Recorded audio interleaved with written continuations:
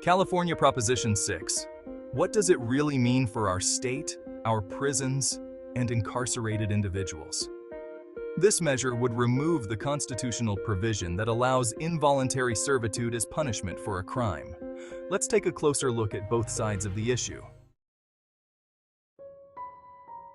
Currently, California's constitution permits prisons and jails to impose involuntary servitude, requiring incarcerated individuals to work as a form of punishment.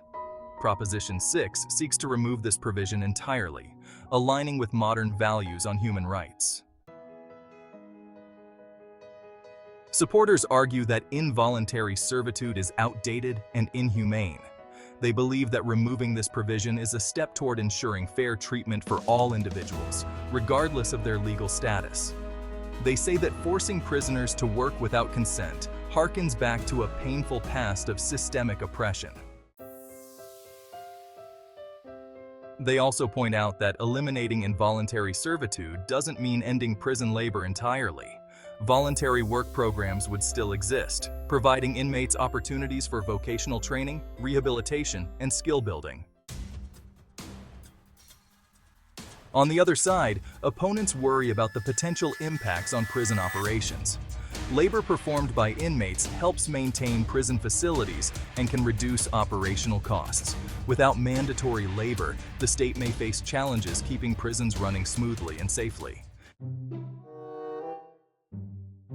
And while the fiscal impact is uncertain, experts believe that the financial effect would be less than 0.5% of California's general fund budget. However, even small increases in costs could add up over time, especially with the state's large prison system. Supporters emphasize the moral obligation to end forced labor, arguing that prison work should be a choice, not a requirement. But opponents believe that removing this provision may lead to unintended consequences for prison operations and taxpayer expenses. At the end of the day, Proposition 6 invites us to reflect on what we believe about the balance between punishment and rehabilitation. It's a question of both human rights and practical prison management. This video was researched and created by Eunice R. Russell for Airless Living.